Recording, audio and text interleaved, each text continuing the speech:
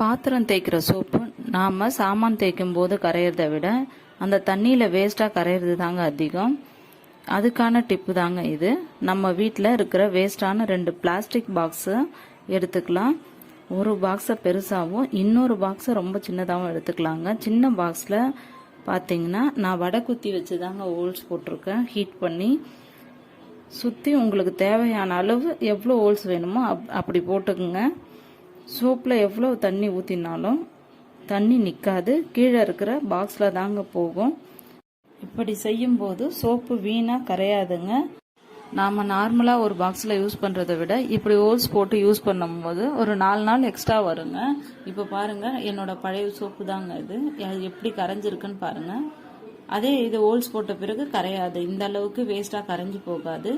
இந்த பாக்ஸில் இருக்கிற கீழே இருக்க அந்த வாட்டரும் நம்ம நெக்ஸ்ட் அடுத்த வாட்டி தேய்க்கும் போது எடுத்து